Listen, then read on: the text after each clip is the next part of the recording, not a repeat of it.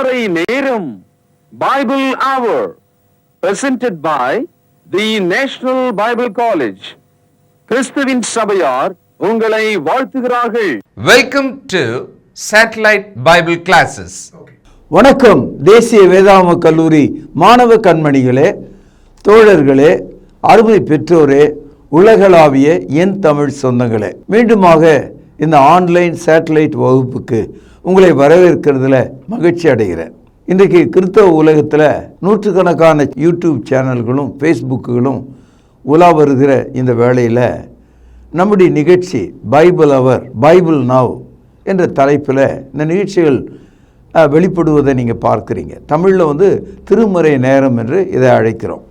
ஆனால் நம்முடைய நிகழ்ச்சிகள் கிறிஸ்தவ விழிப்புணர்வு நிகழ்ச்சிகள், கிறிஸ்டியன் அவேக்கனிங் ப்ரீச்சிங்காக இதை நீங்கள் பார்க்கலாம். காரணம் என்னென்னா, கிறிஸ்தவம் என்பது மார்க்கம். அது எருசலேம் நகரத்தில் 33வது ஆண்டு தொடங்கினது. மார்க்கத்தின் அடையாளம் புதிய ஏற்பாட்டினுடைய போதனையாக இருக்குது. கிறிஸ்தவத்தில் மதம் இருக்கிறது. மதத்தின் அடையாளம் புதிய ஏற்பாடு ப்ளஸ் இந்த உலகத்துக்குரிய பாரம்பரியங்களும் கதைகளும் புனைவுகளும் கள்ள தீர்க்க தரிசனங்களும் அதற்குள் ஏற்றப்பட்டிருக்கிறது. கிறிஸ்தவ விழிப்புணர்வு நிகழ்ச்சி என்று நாங்கள் சொல்வதற்கு அடிப்படை காரணமே, புதிய ஏற்பாடு என்ன போதிக்கிறதோ அதை நாங்கள் போதிக்கிறோம். புதிய ஏற்பாடு எதை குறித்து போதிக்கவில்லையோ அதை நாங்கள் பேசுவது கிடையாது. ஆகவே நாங்கள் மார்க்கமாக இருக்கிறோம். நீங்களும் மார்க்கத்துக்குரிய மக்களாக இருக்க வேண்டும். இந்த நாட்களில் ஆசீர்வாத சட்டம், த லா ஆஃப் பிளஸிங் என்ற தலைப்பில் பாடங்களை நான் உங்களுக்கு நடத்தி வருகிறேன். போதவர்கள் ஆச்சரியப்படுகிறார்கள், ஆசீர்வாதம் என்பது ஒரு சட்டமா? ஆம், ஆசீர்வாதம் என்பது ஒரு சட்டம். நீங்கள் தேவனுடைய வார்த்தையாகிய கட்டளைகளுக்கு கீழ்ப்படிந்தால் அது ஒரு சட்டமாக அது உங்களுக்கு ஆசீர்வாதத்தை கொடுக்கும். நீங்கள் தேவனுடைய வார்த்தையாகிய அந்த சட்டத்துக்கு கீழ்ப்படியாமற் போனால் அது உங்களுக்கு சாபத்தை உண்டாக்கும். ஆசீர்வாதம் எதிர்வார்த்தை சாபம். Blessing opposite word is curse. இந்த ரெண்டுல எதையாவது ஒன்றில் தான் நீங்கள் இருக்க முடியும். கொஞ்சம் ஆசீர்வாதம் கொஞ்சம் சாபம் என்ற நிலையில நம்ம இருக்க முடியாது. Little blessing and little curse you cannot survive. Either you need to stay in blessing or in the curse. சகோதரர்களே, அந்த வரிசையில் இன்றைக்கு ஆபிரகாமுடைய மகனாகிய ஈசாக்கை பற்றி படிக்கிறோம். ஈசாக்கு ஆபிரகாமுக்கு உண்டான வாக்குத்தத்தத்தின் பிள்ளையாக இருக்கிறான். Isaac was a promised child of God. காரணம் ஏன் அப்படி வசனம் சொல்லுதுன்னா, ஆதியாகமம் 25ஆம் அதிகாரம் முதல் வசனத்தை 2ஆம் வசனத்தை நீங்க படிச்சீங்கன்னா ரொம்ப பேருக்கு இது தெரியாது.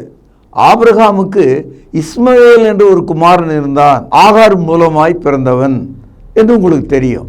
ஆனால் உண்மையிலேயே ஆபிரகாமுக்கு மொத்தம் 8 பிள்ளைகள் இருந்தாங்க. அதாவது ஆபிரகாமுக்கு சாராள், ஆகார், இது போக கேத்தூராள் என்ற ஒரு மனைவி கடைசி காலத்தில் வராங்க. அவங்க வழியா 6 பிள்ளைகள் பிறந்திருக்காங்க.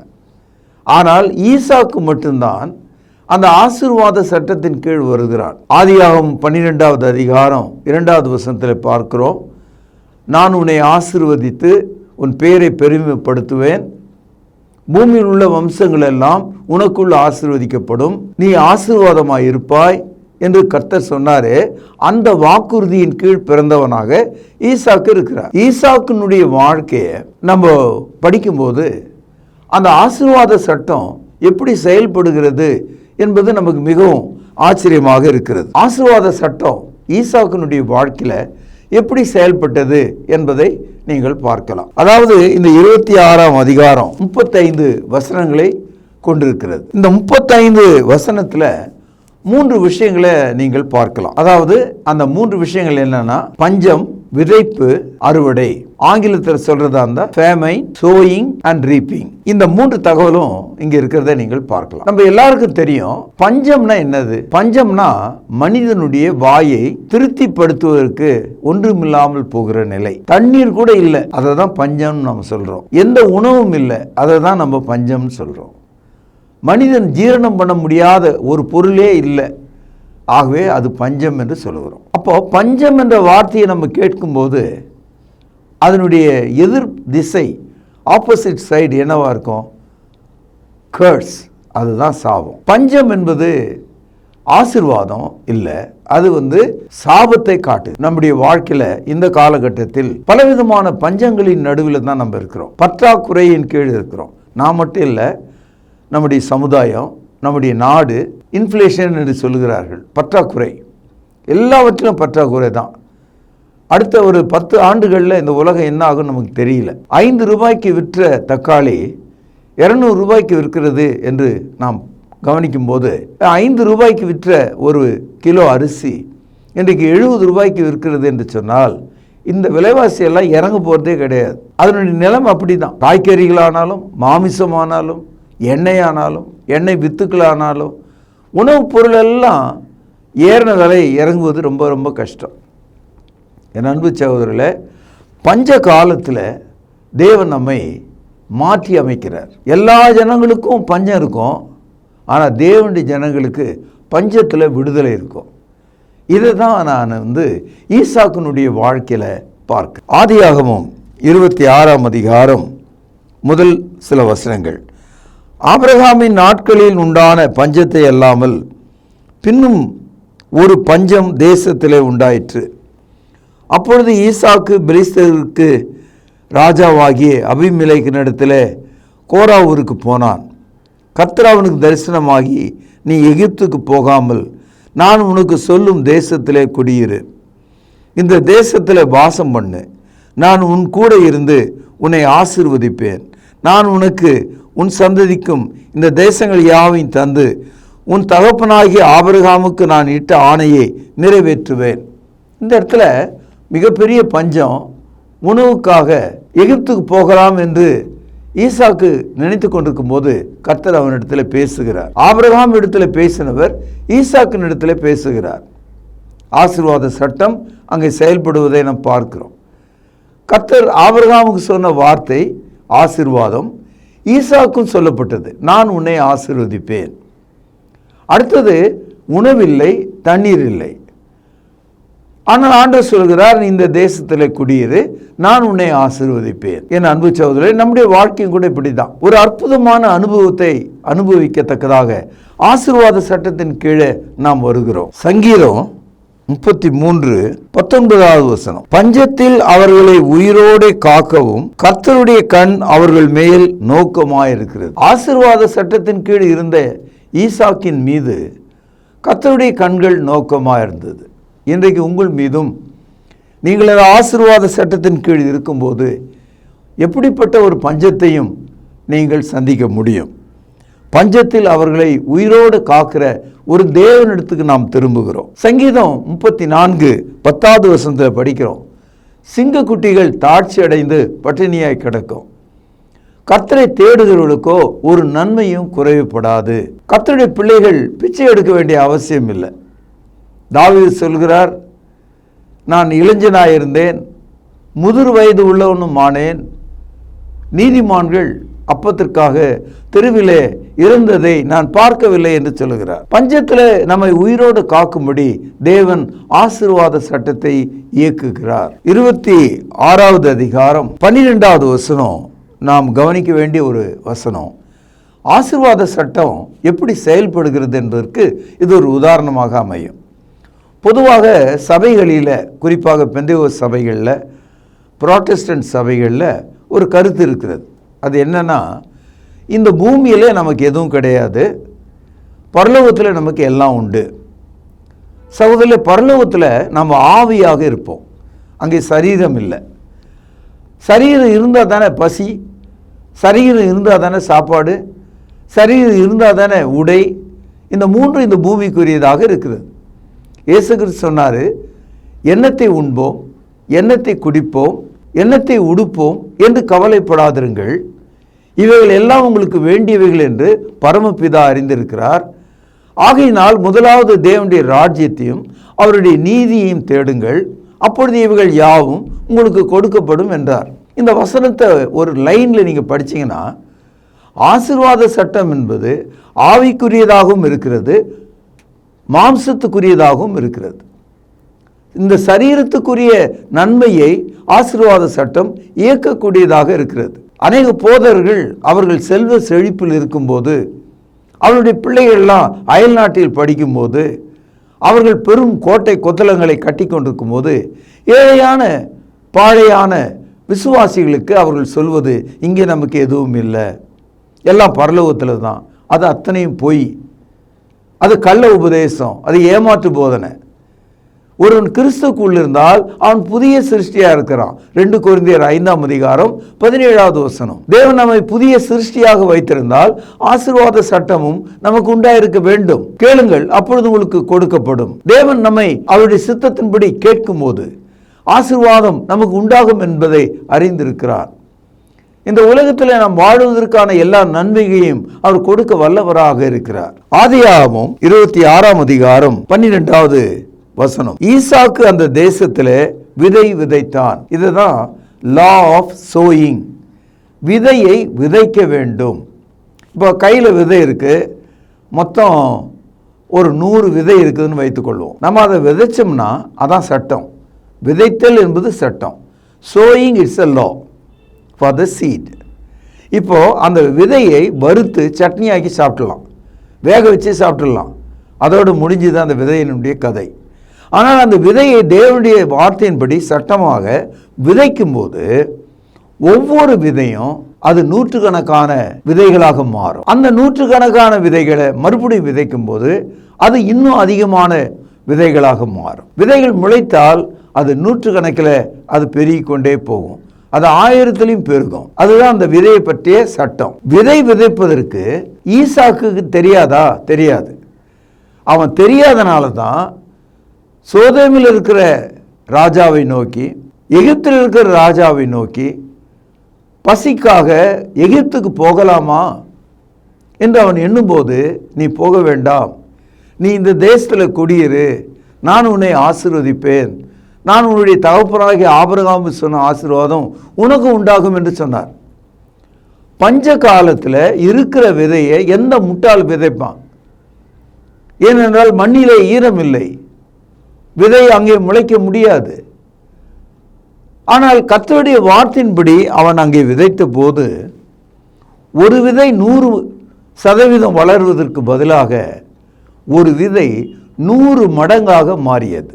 அப்படின்னா என்ன அர்த்தம்னா, சதவீதம்னா 100ன்னு அர்த்தம், மடங்குன்னு சொன்னால் 10,000ன்னு அர்த்தம். 100 × 100 பெருகி பாருங்க எவ்வளோ வரும் நீங்கள் புரிஞ்சுக்கலாம். என் அன்பு சகோதரர்களே, ஒரு விதை சாதாரணமாக முளைக்கும் போது 100% முளைக்கும்.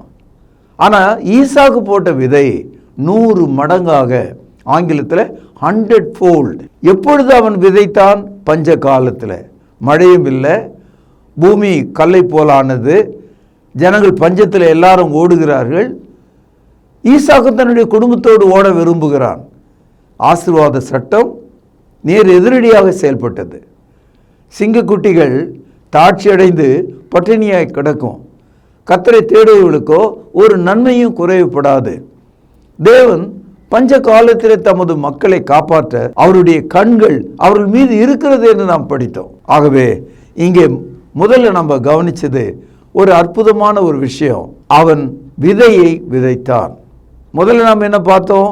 பஞ்சம் பார்த்தோம். இப்போ அவன் விதைத்தான் என்று பார்த்தோம். அதாவது பஞ்சம் என்பது சாபத்தை காட்டுகிறது, விதை விதைத்தல் என்பது ஆசீர்வாதத்தை காட்டுகிறது. Famine shows the curse, sowing shows the blessing. ஆகவே அவன் அந்த தேசத்திலே விதை விதைத்தான். அப்படி அவன் விதை விதைத்த போது ஒரு சாதாரண குடிமகனாக இருந்தவன் அந்த தேசத்தினுடைய பெரும் செல்வந்தனாக மாறிவிட்டான். இதை 13வது வசனத்திலே பார்க்கிறோம். அவன் ஐஸ்வர்யவனாகி வர வர விருத்தி அடைந்து மகா பெரியவனானான். அவனுக்கு ஆட்டு மந்தையும் மாட்டு மந்தையும் அநேக படிவிடைக்காரரும் இருந்தபடியினால் பெலிஸ்தியர் அவன் மேல் பொறாமை கொண்டார்கள். ஆசீர்வாத சட்டம் உங்கள் மீது செயல்படும் போது அற்பமான உங்கள் குடும்பத்திலிருந்து ஒரு IAS அதிகாரியாக உங்கள் பிள்ளையை மாற்றுவார், டாக்டராக உங்கள் பிள்ளைகளை மாற்றுவார், மிகப்பெரிய அறிவாளிகளாக மாற்றுவார், உங்களுக்கு பெரிய வீடுகளை அவர் உண்டு பண்ணுவார். நீங்கள் செய்கிற எல்லா தொழிலும் உங்களுக்கு ஆசீர்வாதமாக இருக்கும். உங்கள் வியாபாரங்கள்லாம் கூட செழிக்கும். இதை நான் சொல்லுவதில் எனக்கு மிகுந்த நம்பிக்கை இருக்கிறது. Because I believe the law of blessing. It can be activated on you. உன் மீது அது செயல்படும். உன்னுடைய தரித்திரத்தை நீ புறம்பே தள்ளி கர்த்தருடைய வார்த்தைக்கு செவி கொடுக்கும்போது, நீ இருக்க வேண்டிய இடத்துல இருக்கும்போது, நீ விதைக்க வேண்டிய விதை விதைக்கும் போது உன்னுடைய அறுவடை மிகவும் பெரிதாக வளரும். சகோதரர்களே, இந்த உலகத்தில் விதை மட்டும் விதைக்கிறது இல்லை, மனிதர்கள் பாவங்களையும் விதைக்கிறாங்க. நீங்கள் அப்படி செய்யாதபடி பார்த்துக்குங்க. கலாத்தியர் 6ஆம் அதிகாரம் 7வது வசனத்தில் வாசிக்கிறோம், மாம்சத்துக்கென்று விதைக்கிறவன் மாம்சத்தை அறுக்கிறான், ஆவிக்கென்று விதைக்கிறவன் ஆவிக்குரியவைகளை அறுக்கிறான். Those who sow the seed for the flesh, they reap only flesh. Those who sow the seed of spirit, they harvest the spirit. ஆகவே நீங்கள் எதை விதைக்கிறீர்களோ அதை அறுவடை செய்வீர்கள். நம்ம ஊரில் அந்த பழமொழி உண்டு, நீ எதை விதைக்கிறே அதை தான் நீ அறுவடை செய்ய முடியும். ஆகவே அன்பு சகோதரர்களே, நீங்கள் கிறிஸ்துக்குள்ளாக நீதியை விதைத்தால், பரிசுத்தத்தை விதைத்தால், தேவனுக்கு பிரியத்தை விதைத்தால், அவருக்கு பிரியமான தொழுகையை விதைத்தால், விசுவாசமுள்ள மக்களாக நீங்கள் வாழ்ந்தால், உங்களுக்கு பஞ்ச காலத்தில் உங்கள் விதைகள் 100 மடங்காக பெருகும். ஆதியாகமம் 8வது அதிகாரம் 22வது வசனம், பூமி உள்ள நாளளவும் விதைப்பும் அறுப்பும், சீதளமும் உஷ்ணமும், கோடை காலமும் மாரி காலமும், பகலும் இரவும் ஓய்வதில்லை என்று தம்முடைய உள்ளத்திலே சொன்னார். இந்த வசனத்தை நீங்கள் மார்க் பண்ணி வச்சுக்கோங்க. அதாவது சபையில் உள்ள போதகர்கள் என்ன சொல்கிறாங்க, அதெல்லாம் அந்த காலம், நாம் என்ன ஈசாக்கின் காலத்தில் இருக்கிறோமா, அல்லது முதல் நூற்றாண்டு காலத்தில் அப்போஸ்தலர் இருந்தார்களே அந்த காலத்தில் இருக்கிறோமா, இப்பொழுதெல்லாம் அந்த மாதிரியான ஆசீர்வாதம் இல்லை அப்படின்னு சொல்கிறாங்க. ஆனால் பைபிளை நாம் படிக்கும்போது நம்முடைய பாவ மன்னிப்பை நாம் நம்புகிறோம், பரிசுத்த ஆவியை நாம் நம்புகிறோம், தேவனுக்கு பிரியமான தொழுகை செய்கிறோம். அப்படியானால் ஏன் ஆசீர்வாத சட்டம் பயன்படாது, ஏன் செயல்படாது, ஏன் அந்த ஒரு கேள்வி உங்களுக்குள் வரவில்லை? முதல் நூற்றாண்டு கால கிறிஸ்தவர்களுக்கு பரிசுத்த ஆவி தந்தவர் உங்களுக்கு இன்றைக்கும் தந்திருக்கிறாரே. முதல் நூற்றாண்டு கால கிறிஸ்தவர்களுக்கு பாவ மன்னிப்பை தந்தவர் இன்றைக்கும் உங்களுக்கு தந்திருக்கிறாரே. அப்படியானால் முதல் நூற்றாண்டு கால மக்களுக்கு பஞ்ச காலத்தில் அவர்களை காப்பாற்றினவர் உங்களையும் காப்பாற்றுவாரே. ஏன் நீங்கள் அதை உணர்வதில்லை? ஏன் அதை நீங்கள் புரிந்து கொள்வதில்லை? பவுலடியார் சொல்கிறார், எவ்வளோ பெரிதான ஒரு பஞ்சம் வந்தால் கூட கிறிஸ்துவனுடைய அன்பை விட்டு என்னை யாராலும் பிரிக்க முடியாது அப்படின்னு சொல்லும்போது, பஞ்சமும் பட்டயமும் என்னை பிரிக்க முடியாது என்று சொல்கிறார். ரோமருக்கு எழுதிய நிருபம் 8வது அதிகாரம் 36வது வசனம், புதிய ஏற்பாட்டில் 217வது பக்கம், கிறிஸ்துவின் அன்பை விட்டு நம்மை பிரிப்பவன் யார்? உபத்திரவமோ கவனிங்கள், வியாகுலமோ துன்பமோ கவனிங்கள், பசியோ நிர்வாணமோ நாசமோசமோ பட்டயமோ. ஒரு பஞ்சம் வந்தால் இதெல்லாம் சேர்ந்து வரும். நம்ம ஊரில் ஒரு பழமொழி உண்டு, பசி வந்தால் 10ம் பறந்து போகும். 10 என்பது 10 மனிதனுடைய கற்பு நற்குணங்கள். பசி வந்துட்ட பிறகு எதை தான் செய்யணும் எதை தான் செய்யக்கூடாதுன்ற முடிவில்லாத மனிதராக போயிடுவாங்க. உங்களுக்கு ஒரு உதாரணம் எடுத்து நான் காண்பிக்கிறேன். 2 ராஜாக்கள் 6வது அதிகாரம், பழைய ஏற்பாட்டில் 474வது பக்கம், 25வது வசனம், அதனால் சமாரியாவிலே கொடிய பஞ்சம் உண்டாயிற்று. கவனிங்கள், ஒரு கழுதை தலை 80 வெள்ளிக்காசுக்கும் புறாக்களுக்கு போடுகிற கார்படி பயிறு 5 வெள்ளிக்காசுக்கும் விற்கப்படும் மட்டும் அதை முற்றுகை போட்டார்கள். இஸ்ரவேலர்கள் கழுதை தலையை தின்பதில்லை. ஆனால் அந்த கழுதை தலை கூட ஒரு 80 வெள்ளிக்காசுக்கு அன்றைக்கு விற்றதாம். அந்த அளவுக்கு கொடிய பஞ்சம். எதையும் எடுத்து சாப்பிடலாம், மனித கரியே தின்னலான்ற நிலைக்கு அவர்கள் வந்தாங்க. 26ஆம் வசனம், இஸ்ரவேலின் ராஜா அலங்கத்தின் மேல் நடந்து கொண்டிருக்கையில் ஒரு ஸ்திரீ அவனை பார்த்து கூப்பிட்டு, ராஜாவாகிய என் ஆண்டவனே ரட்சியும் என்றான். 27, அதற்கு அவன், கர்த்தர் உன்னை ரட்சிக்காதிருந்தால் நான் எதிலிருந்து எடுத்து உன்னை ரட்சிக்கலாம்? களஞ்சியத்தில் இருந்தா ஆலையில் இருந்தா என்று சொல்லி ராஜா பின்னையும் அவளை பார்த்து, உனக்கு என்ன வேண்டும் என்று கேட்டான். இங்கே தான் நீங்கள் கவனிக்கணும். அதற்கு அவள், இந்த ஸ்திரீ என்னை நோக்கி, உன் மகனை தா, அவனை இன்று தின்போம், நாளைக்கு என் மகனை தின்போம் என்றாள். அப்படியே என் மகனை ஆக்கி தின்றோம். மறுநாளிலே நான் இவளை நோக்கி, நாம் உன் மகனை தின்ன அவனை தா என்றேன். அவள் தன் மகனை ஒழித்து விட்டாள் என்றான். விளங்குதான் உங்களுக்கு? அதாவது இந்த 2 பெண்கள் அரசனிடத்தில் வந்து பஞ்சத்தினுடைய உச்சத்தை குறித்து பேசி கொண்டிருக்கிறார்கள். இந்த 2 பெண்களுக்கும் 2 குழந்தைங்க, ஆண் குழந்தைங்க. இந்த 2 பேரும் என்ன முடிவு எடுக்கிறாங்க? சாப்பாடு இல்லாதனால இன்னைக்கு உன் பிள்ளைய அறுத்து சாப்பிடலாம். நினச்சி பாருங்க, நம்ம தாய்மார்கள் கத்திரிக்காயும் வேற ஏதோ ஒரு காயும் மனையில் வைத்து கத்தியில் அறுப்பது போல அந்த குழந்தைய அறுத்துட்டாங்க. அறுத்து சமைச்சே சாப்பிட்டாங்க. எந்த அளவுக்கு பஞ்சம் இருக்கும்னு பாருங்க. அடுத்த நாள் அந்த பிள்ளையை இழந்தவள் இன்னொருத்திக்கிட்ட கேட்குறா, உன் பிள்ளையை கொடு, இன்னைக்கு நம்ம அறுத்து சாப்பிடலாம் அப்படின் போது ஒழிக்க வச்சுட்டான். இதுதான் கேஸ், இதுதான் அங்கே இருக்கிற பிரச்சனை. அப்போ ராஜா கிட்ட போய் இதை சொல்கிறாங்க அவங்க. நான் ஏது உங்களுக்கு சொல்கிறேன்னா, மனிதன் பஞ்ச காலத்தில் என்ன செய்வான் என்பதற்கு இது ஒரு அடையாளம். பெத்த பிள்ளைகளை அறுத்து சாப்பிடக்கூடிய பஞ்ச காலம். நீதிமொழிகளில் வாசிக்கிறோம், சோம்பேறி பஞ்ச காலத்தில் தன்னுடைய சொந்த மாம்சத்தை கடித்து தின்பான் என்று எழுதியிருக்கிறது. இப்படிப்பட்ட பஞ்ச காலத்தில் ஈசாக்கை கர்த்தர் ஆசீர்வதித்தார். உன்னையே ஆசீர்வதிப்பார். அப்பா சொல்லிகிட்டே இருக்கார் பிள்ளைங்கிட்ட, இன்னும் 1 வருஷம்தான் ரிட்டையர் ஆக போகிறேன், எல்லா கடனும் கட்டினா ஒன்றுமே இருக்காது, இந்த வீடு ஏற்கனவே கடனில் இருக்குது, அக்கா 2 பேர் திருமணத்துக்கு காத்திருக்காங்க, என்ன செய்வேன் என்று நீங்கள் கவலையோடு இருக்கலாம்.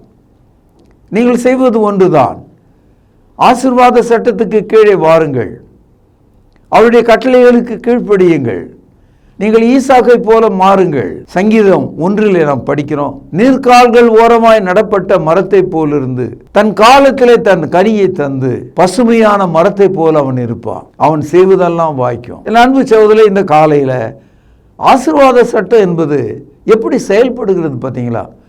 பஞ்ச காலத்தில், கழுதத்திலை தின்னக்கூடிய ஒரு காலத்தில், தன்னுடைய சொந்த பிள்ளையை அறுத்து கொதிக்க வைத்து தின்ற ஒரு காலகட்டத்தில் தேவனால நேர் ஆப்போசிட்டா ஆசீர்வாத சட்டத்தை இயக்க முடியும். பாருங்கள் சகோதரர்களே, ஈசாக்கினுடைய வாழ்க்கையில நடந்த இன்னொரு சம்பவம். ஈசாக்கு அந்த தேசத்துல நிலத்துல கிணறு வெட்டி இருக்கார். அப்படி கிணறு வெட்டும் போது அந்த ஊர் ஜனங்க அந்த கிணத்தை சுத்தி பிடிச்சிக்கிட்டு, இது உனக்கு கிடையாது, இது எங்க ஊர் கிணறுன்னு துரத்தி விட்டாங்க.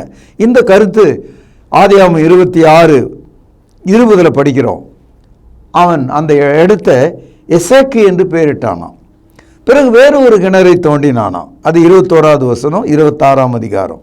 அதையும் அந்த ஊர் ஜனங்க இது எங்களுடையது. தேவன் அவனுக்கு தண்ணீரை கொடுத்தார். காய்ந்து போன பஞ்சத்தில் இருக்கிற அந்த தேசத்தில் இரும்பை போன்ற அந்த தரையின் மீது தண்ணீர் கொப்பளித்து வரும்படியான துறவை அவனுக்கு கொடுத்தார். அதையும் அவன் இடத்துல பிடுங்கிட்டாங்க. அந்த இடத்துல அதற்கு சித்தனா என்று பெயரிட்டான். 21வது வசனம். மறுபடியும் 22வது வசனத்தை நீங்கள் படிச்சீங்கன்னா, 3வது முறையாக இன்னொரு கிணறை அவன் தோண்டினான். தண்ணீர் பொத்து கொண்டு வந்தது, தண்ணீர் குதித்தது. அந்த துறவை அவன் தோண்டி முடித்த போது அந்த ஊர் ஜனங்கள் அவனுக்கு எந்த துன்பமும் கொடுக்கல. காரணம் என்னன்னா, கர்த்தர் நின்றார், கர்த்தர் அவனுக்காக நின்றார். நான் உன்னை ஆசீர்வதிக்கிறவர்களை ஆசீர்வதிப்பேன், உன்னை சபிக்கிறவர்களை நான் சபிப்பேன் என்று சொன்னார் ஆபிரகாமுக்கு. அந்த வார்த்தை அப்படியே அவனுக்கு நிறைவேறுது. God defended Isaac. ஆகவே அந்த துறவுக்கு ரெகபோத் என்று பெயரிட்டான். இந்த காலையில் தேவன் பஞ்ச காலத்தை உங்களை ரட்சிக்கவும், உங்கள் வாழ்க்கையை ரெகபோத்தாக மாற்றவும், இந்த ஆசீர்வாத சட்டம் செயல்படத்தக்கதாக உங்களை ஆசீர்வதித்து நற்செய்தியை நான் இங்கே நிறைவு செய்கிறேன். நாளை இதனுடைய தொடர்ச்சியை நாம் கவனிக்கலாம். எல்லாவற்றையும் எழுதுங்கள், படியுங்கள், ஆலோசனை செய்யுங்கள், பிரார்த்தனை செய்வோம். பரிசுத்த நிறைந்த எங்கள் தகப்பனே, பஞ்ச காலத்தில் உமது அடியானாகிய ஈசாக்கை உமது சட்டம் செயல்பட செய்தீரே, ஆசீர்வாதம் பொங்கி வந்ததே, அவனுடைய கையின் கிரியையை 100 மடங்கு ஆசீர்வதித்தீரே, அவன் தோண்டின துறவில தண்ணீர் துள்ளி வர செய்தீரே, அவிதமான ஆசீர்வாதம் உமது மக்களுக்கு பலிக்கும்படியா நான் செபிக்கிறேன். அப்படியே செய்வதற்காய் ஸ்தோத்திரம். இயேசுவின் நாமத்தில் ஜெபம் கேளும் ஜீவனுள்ள எங்கள் நல்ல பிதாவே, ஆமென். தொடர்பு கொள்ள வேண்டிய முகவரி: திருமறை நேரம், 58 சர்ச் தெரு, குமரன் நகர், சென்னை 6,82,000. செல்போன் 9385500882. கர்த்தாவே, தேவர்களில் உமக்குப்பானவர் யார்? வானத்திலும் பூமியிலும் உமக்கு பாலவர் யார்?